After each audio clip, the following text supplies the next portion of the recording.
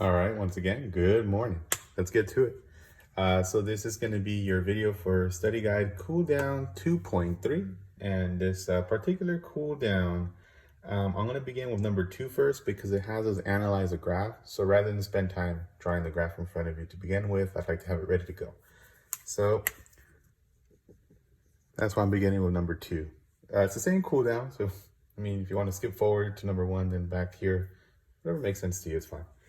So the question is asking us here on this graph here to identify the approximate input values of any relative maximums and minimums of the fifth degree polynomial. So it wants us to know that it is a fifth degree polynomial, and it wants us then to identify the maximums and the minimums. So the maximums, I'll go ahead and identify in red. Local maximums, I'm sorry, I need to be more specific. Local maximums. So here's a local maximum at x equals -3, and another local maximum here at x equals +1, right there. Okay, I know these are maximums because if we think like mountains in the example that we talked about, these are the tops of your mountains. So you can ignore this part here. This goes on infinitely forever. However, there is no arrow on the graph. And this is not a local maximum, these two are. We talked about this briefly, but I don't want to discuss that in this video.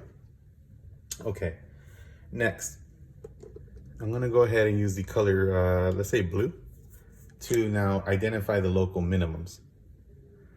The local minimums are where if we were to have rain happen in these mountains, where the rain would sit, okay? At the expense of looking silly, but making my point though, let's say it rains, the water's gonna, if it goes down here, it's gonna fall off. Oh, water fell off, oh no. So that wouldn't work for us, okay? Here, if water were to fall, it'd probably go back and forth until it eventually settles down. So this is a local minimum, okay? The water would settle there and stay there. Let's say we poured water on the top of this mountain where this maximum is at, okay? So some would fall into this minimum and some would fall into this other minimum over here. So you're probably thinking like, okay, maximum tops of mountains and minimums bottoms of rivers, peaks and valleys, okay? So the maximums you can associate with peak of a mountain, and the minimum you can associate with the valley. Where can I write minimum? I'm like, where do I have space? Okay, so you have the two minimums here and here at x equals -1 and at x equals +5. Okay, that's it for that. Now I'm gonna go to the first question. Put a little squiggly line here. There we go. Number 1 is asking us to write an equation for a polynomial with the following features. There are 3 features that are described here. It needs to be degree 5. The polynomial has to have 4 terms. And the graph of the polynomial crosses the vertical axis at y equals 12. So I'm actually going to just create the equation already. I'm going to call it f of x. You can call it whatever you want. Call it a of x. You can call it b of x. Okay, whatever you want. But I'm going to call it f of x. Just because, I don't know, f of x is just like what most mathematicians use because of the letter f for function, I suppose. So it needs to have 4 terms. So I'm going to put a space here. You don't have to do the spaces, but I am. Okay, I ran out of space. Okay. So I'm going to write on the second line. Okay, so I have space for 4 terms. I put positives because that's just my default setting. I could use a negative sign. I could use positives and negatives. In fact, I should probably do that just to kind of like make it okay. Why not? A positive and 2 negatives. Just for the sake of showing you that these signs can be whatever at the beginning stage of you crafting your equation, because you don't know if they're going to be positive or negative. Sometimes they reveal more information to you that makes you change the sign. Okay, so next it wants it to be degree 5. So we know that the exponent that has the largest value in the equation needs to be 5. So that means if I went over here and I made this 6, I am no longer following what's being requested of me. The degree would then be 6. So any variables that you place over here must have exponents smaller than 5. So I could put through, I could put 4, I said through. It was like 2 and 3 together. I don't know what was that all about. We got x to the 3. Sorry that it's not showing up there. Does that show up? Yes, we are good. The last one can be x squared. It can be x. It can be nothing. It might not even have x at all. We don't know, right? We'll see. Okay, so I have 4 terms. The last one's asking us that it needs to have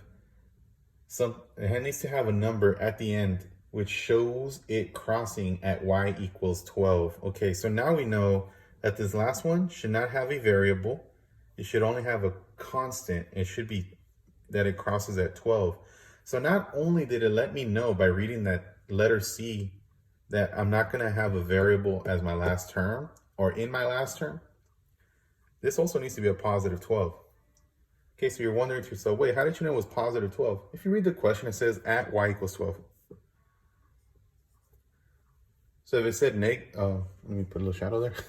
So if it said at negative 12, then this last number would have been negative 12, but it didn't. Now this would work, but I'm gonna just go ahead and mess around with it a little bit more to show you some other possibilities. So these variables here can have coefficients. So I'm just gonna use some fictitious numbers. 12, why not? 6, and nothing there on that one. Why not? There you go. Okay, so after I've created my equation, I always like to read it to myself. F of x equals 12x to the 5th plus 6x to the 4th minus x cubed plus 12, and verify that all of the conditions that was being asked of me are being satisfied. So let me check myself here. All right, so the first one was, it needs to be of degree 5. Yes, it's degree 5 out of all the exponent values in this equation. 5 is the largest one. Degree 5, accomplished. The polynomial needs to have 4 terms. 1, 2, 3, 4 terms. Yes, that works. The last one, the graph of the polynomial crosses the vertical axis at y equals 12. Yes, this is called your y-intercept. And the y-intercept is shown with a constant, okay? So this is also called a constant, but when you place it on a graph, it's called a y-intercept, okay? Like right here, that's called a y-intercept. Just so you visually know what it looks like on a graph. It's where your graph crosses the y-axis, and in this particular cooldown, they call this y-axis the vertical axis. So the y-axis is also called the vertical axis. Okay, so in this cooldown, we have gone over local maximums, local minimums, how to create an equation with a specific degree, specific number of terms, and a specific vertical intercept. All right, good luck.